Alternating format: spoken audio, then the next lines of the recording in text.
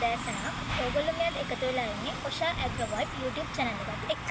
අපි අද හදන්න යන්නේ නිවසේ සිට ඉතා ඉක්මනින් හා පහසුවෙන් කෙසෙල්වලි භාවිතා කරමින් සාර්ථක දියර පෝරයක් හදාගන්න කොහොමද කියලා. එහෙනම් වැඩි කතාවක් නැතුව අපි යමු වීඩියෝ එකට. අපිට මේ දියර පෝරයක් හදාගන්න අවශ්‍ය වන්නේ කෙසෙල්වලි සහ ජනෙල් විතරයි. අපි බලමු දැන් මේ කොහොමද හදන්නේ කියලා. මුලින්ම අපි මේ කෙසෙල්වලි ටික පොඩි කැලි වලට කපා ගන්න ඕනේ.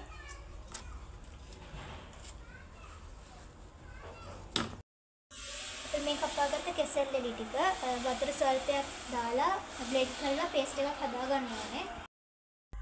අපි කපාගත් කෙසෙල්වලි ටිකට වතුර ස්වල්පයක් එකතුලා අපි ඒක බ්ලෙන්ඩ් කරගමු. මේ අපි සාදාගත් කෙසෙල්වලි මිශ්‍රණය එක වාචනයකට දාගමු. අපි මේ සකසාගත් කෙසෙල්වලි මිශ්‍රණය වාචනයකට දාගන්න ඕනේ. ඊට පස්සේ අපිට අවශ්‍ය පරිදි වතුර එක් කරන්න ඕනේ. මේක හදලා මික්ස් කරන්න ඕනේ. මේ තියෙන්නේ අපි සකස් කරගත්ත කෙසෙල්වලි මිශ්‍රණය. මේ මිශ්‍රණය දවස් 2ක කාලයක් පල්වියන් සඳහා වහලා තියන්න ඕනේ.